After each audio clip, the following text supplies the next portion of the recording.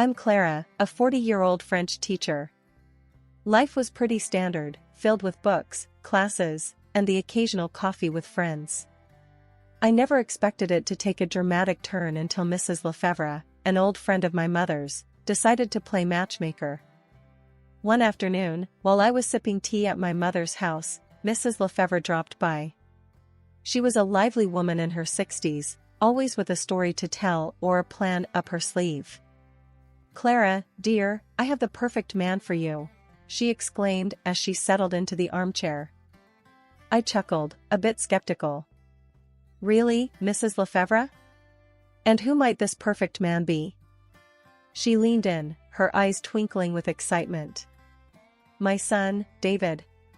He's a widower, a wonderful father to 2 teenagers. I think you two would hit it off." I hesitated, the idea of stepping into a ready-made family seemed daunting. "I don't know, Mrs. Lefevre. Stepping into a family, it's a lot." She waved her hand dismissively. "Nonsense. You're a warm, loving person. And David is such a caring man. Plus, the kids are lovely, really." My mother, who had been listening quietly, joined in. "Clara, it wouldn't hurt to meet him. You never know what life has in store for you." Encouraged by their enthusiasm, I agreed. A meeting was set up at a local cafe the following week. The day arrived, and I found myself sitting across from David, a man with kind eyes and a gentle demeanor. We talked about everything, from our jobs to our hobbies. He was a civil engineer and loved hiking, while I shared stories about my teaching and my love for French literature. "Your mom tells me you're a fantastic teacher," David said, smiling warmly. I blushed slightly. "Well, I love my job.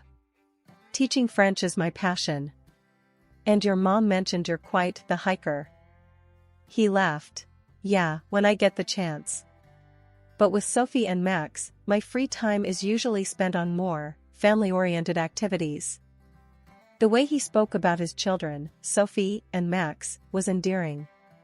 They were 14 and 12, stepping into the challenging teenage years. "We all have our hands full with teenagers, don't we?" I joked, thinking of my rowdy students. By the time we finished our coffees, I felt a connection with David, a sense of understanding and mutual respect. We agreed to meet again, and I found myself looking forward to it. After David and I got married, life settled into a comfortable routine that I cherished deeply. The addition of Sophie and Max, David's children, into my life was a source of joy, filling a gap I didn't know existed. I loved being a part of their lives, even though they never called me mom. The bond we shared was unique and special in its own way. One lazy Sunday afternoon, I found myself in the kitchen, baking cookies with Sophie. The air was filled with the sweet aroma of chocolate and vanilla. "Clara, do you think these cookies will turn out okay?" "I'm not very good at this," Sophie said, a hint of doubt in her voice as she mixed the dough. I smiled at her. "You're doing great, Sophie. Baking is like learning a new language, it takes a little practice, but you'll get the hang of it." Sophie beamed, her confidence boosted. "Thanks, Clara. It's fun baking with you." Just then, Max bounded into the kitchen, his energy almost palpable. "What's cooking, ladies? It smells awesome." "We're making cookies. Want to help us with the decorations later?" I asked, knowing his creative flair would add a fun element to our baking. Max nodded enthusiastically. "Sure. I'll make them look super cool." The afternoon passed with laughter and light-hearted banter. It was moments like these that made our house a home. Later that evening, as we sat down for dinner, the conversation turned to our plans for the upcoming holiday. "How about we go hiking this year? There are some great trails not far from here," David suggested, his eyes gleaming with excitement. Sophie seemed intrigued. "Can we camp overnight? I've always wanted to try that." Max chimed in, "Yeah, and maybe do some fishing too." I watched the animated discussion, feeling a warm sense of belonging. That sounds like a great idea. A little adventure for the family, I added. David reached across the table, giving my hand a gentle squeeze. Thanks for being so open to this, Clara. I know outdoor stuff isn't really your thing. I laughed. Well, I might not be the outdoorsy type, but I'm definitely up for new experiences. Especially with you all. The dinner continued with plans and ideas being tossed around, each of us contributing to the holiday itinerary. It was a simple meal, but the warmth and love that filled the room made it memorable. That night, as David and I cleaned up the kitchen, he turned to me, his expression soft. Clara, I just want to say, you've been amazing with the kids. They've really opened up to you. I leaned against the counter, a contented sigh escaping my lips. I love them, David. They're great kids, and I just want to be there for them, in whatever way they need. He wrapped his arms around me, pulling me close. In that embrace, I felt the strength of our family bond. It was a bond that had grown over shared experiences, mutual respect, and love. I went to bed that night feeling grateful and fulfilled. Shortly after our wedding, David's mother, Mrs. Lefevre, suffered a stroke that left her paralyzed. In the blink of an eye, our lives changed drastically. I took on the responsibility of caring for her, balancing this new role with my job as a French teacher and managing household chores. These were challenging times, but I found solace in providing comfort to someone who had welcomed me with open arms into their family. Years passed, and Mrs. Lefevre's health continued to decline. Then, one fateful morning, she passed away. The loss hit me harder than I expected. She had become like a second mother to me. The day after her passing, the house was quiet, an eerie calm that felt unnatural. I was in the kitchen, lost in my thoughts, when David and the kids came in. Their expressions were solemn, but there was a strange undercurrent of anticipation in their voices. Mom's lawyer will be here this afternoon to discuss the will, David said, pouring himself a cup of coffee. Sophie chimed in, her tone surprisingly light. I wonder what Grandma left for us. She always said she had some savings aside. I was taken aback by their conversation. Shouldn't we be focusing on arranging a proper service for her? She was a big part of this family. David shrugged. We'll take care of that, but there's no harm in looking ahead, Clara. Mom would have wanted us to. As the day progressed, their excitement over the inheritance became more apparent. It was as though Mrs. Lefevre's passing was merely a pathway to financial gain. I couldn't help but feel disturbed by this blatant display of greed. That evening, after the lawyer's visit, David and the kids gathered in the living room, eagerly discussing the inheritance. I stood at the doorway, listening to them. So, we're getting a good amount, then? Max asked, his eyes gleaming. David nodded. Yes, enough to make some significant changes around here. Sophie's laughter filled the room. Finally, I can get that new laptop I wanted. I stepped into the room, unable to contain my disappointment. Is this really what's important right now? Your mother just passed away. David looked at me, his expression cold. Clara, you wouldn't understand. This is family stuff. I felt a sting at his words. I cared for your mother for years, David. How can you say I wouldn't understand? He scoffed, turning away. Just because you looked after her doesn't mean you're entitled to anything. You did what any decent person would do. In the weeks that followed, David and the kids became increasingly distant and dismissive. Their attitude towards me changed from indifference to outright rudeness. David's remarks became more cutting, and the children, following his lead, treated me with a lack of respect that I had never experienced before. One evening, as I was setting the dinner table, David walked in, his face stern. Clara, you need to step up your game around here. The house has been a mess lately. I looked around, bewildered. The house was as tidy as it always was. I've been doing my best, David. I don't understand what's changed. He shrugged, his voice harsh. Just saying, you could do better. After all, it's not like you're contributing much else around here. I felt a lump form in my throat. The man I had married, the family I had embraced, were now treating me like an outsider, an unwelcome burden. The shift in my family's demeanor after Mrs. Lefevre's passing wasn't gradual, but a sudden plunge into a cold, unfeeling world. David and the children's behavior towards me transformed overnight from distant to openly hostile. Every day brought a new barrage of insults and nagging, and I was treated less like a family member and more like an unwelcome servant. One particularly harsh evening, as I was setting the table for dinner, David entered the kitchen, his face twisted in a sneer. "Clara, why is dinner not ready yet? You really can't do anything right, can you?" Stunned by his harsh tone, I replied, trying to keep my composure, "I'm doing the best I can, David. Dinner will be ready in a few minutes." He scoffed, looking around with disdain. "You know, I only tolerated you because you were useful, taking care of my mother and the kids. But now? You're just a burden." His words cut through me like a knife. I stood there, the plates in my hand feeling heavier than ever. Sophie walked in, her voice dripping with contempt. "Yeah, Clara, you should be grateful we even let you stay here. You're just a scary, old, and useless woman." Max, not to be outdone by his sister, chimed in mockingly, "Yeah, who would want you around? You're like a ghost haunting this house." Every word was a blow to my spirit. I had dedicated years of my life to this family, caring for them as my own, only to be reduced to this pitiful state. I served dinner in silence, their cruel laughter and jibes echoing around me. That night, as I lay in my bed, the day's events replayed in my mind.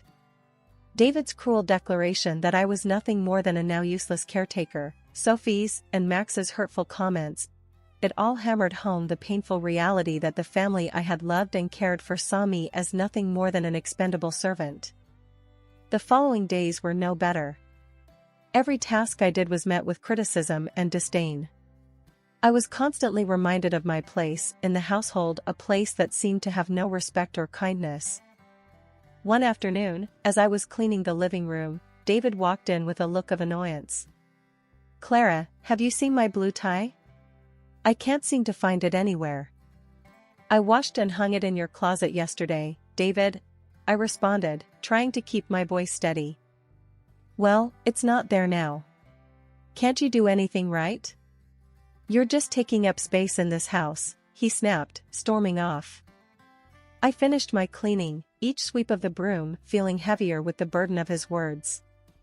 The home I once cherished now felt like a prison, filled with contempt and scorn. Living in a constant state of belittlement and disrespect had taken its toll on me. Each day in David's house was a battle against his and the children's growing cruelty. I began to contemplate the painful decision of leaving, but my worsening leg pain and the lack of financial resources made me feel trapped. One chilly morning, as I limped around the kitchen, preparing breakfast, David stormed in, his face twisted in annoyance. "Clara, why is everything taking so long? You're moving like a snail." I tried to hide my pain. "My legs aren't what they used to be, David. I'm moving as fast as I can." He rolled his eyes. "Excuses, always excuses. You're just a burden, you know that?" The words stung, but I remained silent, focusing on setting the breakfast table.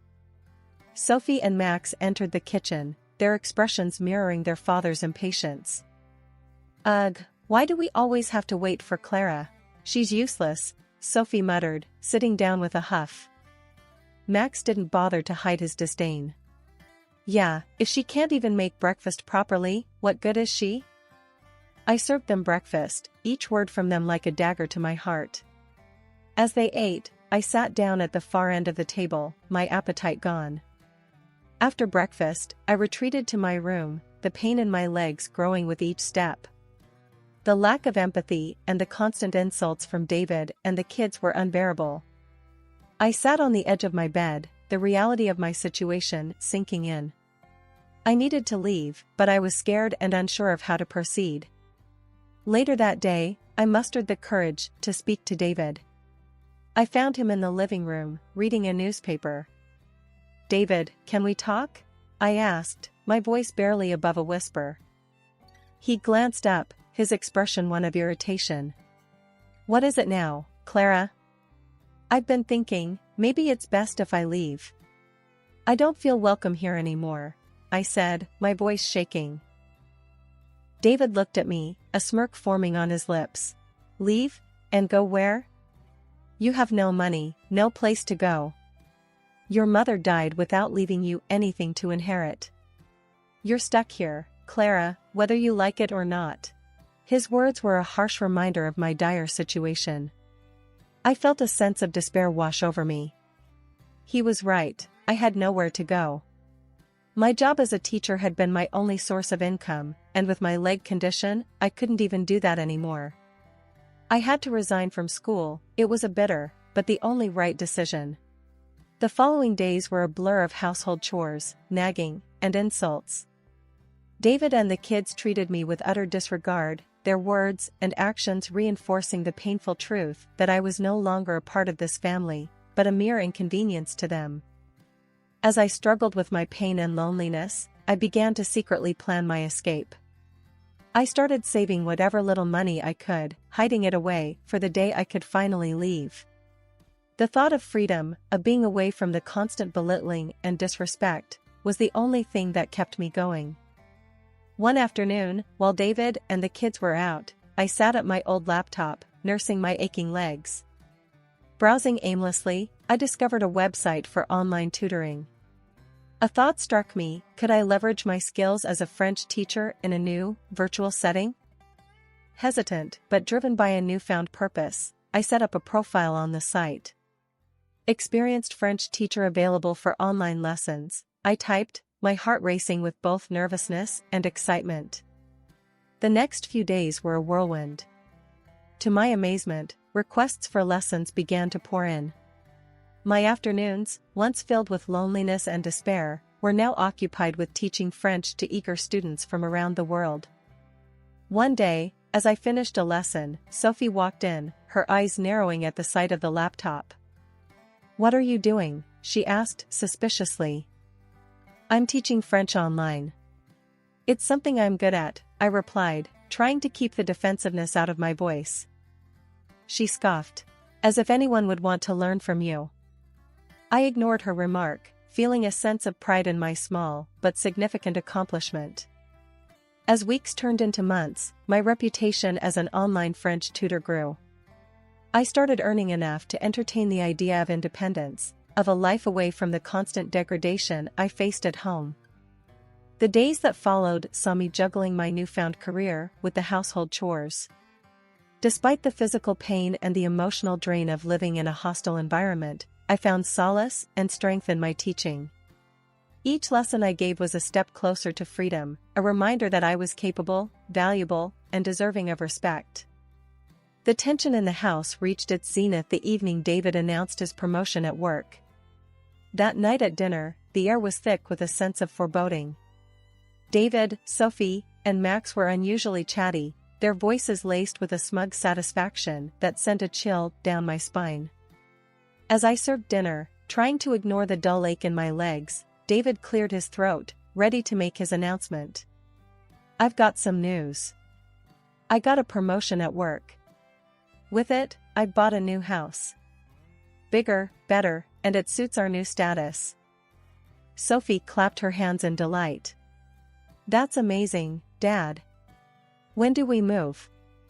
David's gaze shifted to me, cold and calculating. "We will be moving soon. But Clara won't be joining us." The room went silent. I looked up, my heart sinking. "What do you mean, David?" He smirked, his words cutting through the air like a knife. "You're not coming, Clara. You don't belong in that part of our lives. You were useful once, but not anymore." Sophie joined in, her voice dripping with disdain. "Yeah, Clara. You're just an old, limping woman. What use would you be in our new house?" Max laughed, adding insult to injury. You should be grateful we let you stay here this long. I stood there, the plates in my hands trembling. The pain of their words was sharper than any physical ache I had ever felt. David slid the divorce papers across the table to me. I think it's best we part ways. You can stay here until the house is sold. Numb, I picked up the papers. My hands were shaking as I signed them. There was no point in arguing or pleading. The people I had once called family had shown their true colors, and they were ugly and cruel. The next morning, I began to put my plan into action. While David and the kids were out, I packed my belongings. Each item I placed in the suitcase was a step towards my freedom. When David and the kids returned, they found me at the door, suitcase in hand. David's expression was one of surprise and confusion. "What are you doing, Clara?" he asked, his voice laced with a hint of concern. I straightened my back, facing them with a newfound strength. "I'm leaving, David. I will not stay here and be treated like a worthless burden." David scoffed.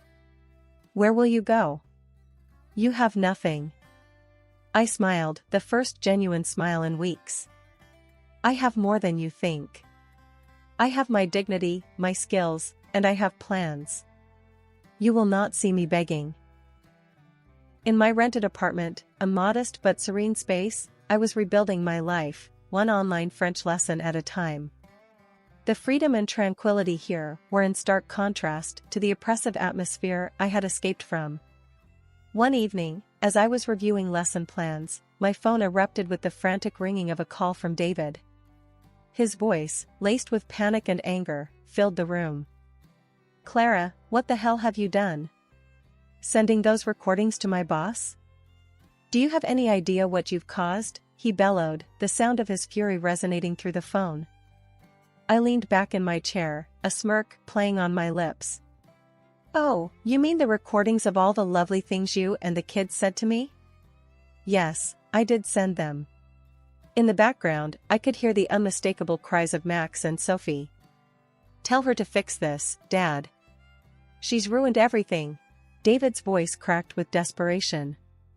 "Clara, please. Because of those recordings, I'd been demoted. I can't afford the mortgage on the new house. You have to help us." The sounds of their pleading were music to my ears. "Help you? After the way you all treated me? You made your bed, David. Now lie in it." His voice rose to a near scream. "You can't do this to us. We're your family." I laughed, a deep, hearty sound that felt liberating. "Family? No, family doesn't treat each other the way you treated me. You and your kids were nothing but cruel and abusive. This is your karma, David." Sophie's voice cut through, shrill and pleading. "Clara, please. We didn't mean any of it. We'll change, I swear." Max joined in, his voice laced with fear. "Yeah, Clara, please. We're sorry. We need you." I stood up, pacing the room as I replied, "Sorry? Your words and actions broke me. But guess what? I picked up the pieces and put myself back together. Without you, I owe you nothing." David's voice was a mix of rage and helplessness. "You're going to let us lose everything?" I stopped pacing, standing tall and proud. "Yes, David, I am. You and the kids have made your bed, and now you get to sleep in it. Goodbye." I hung up the phone, a sense of satisfaction washing over me. I had stood up to them, not with malice, but with the strength they never thought I had. Over the following weeks, I heard from mutual friends that David and the kids were struggling. They couldn't pay the mortgage, and the bank had taken over the house.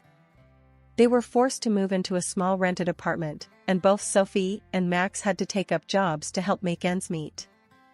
As for me, my online tutoring was flourishing.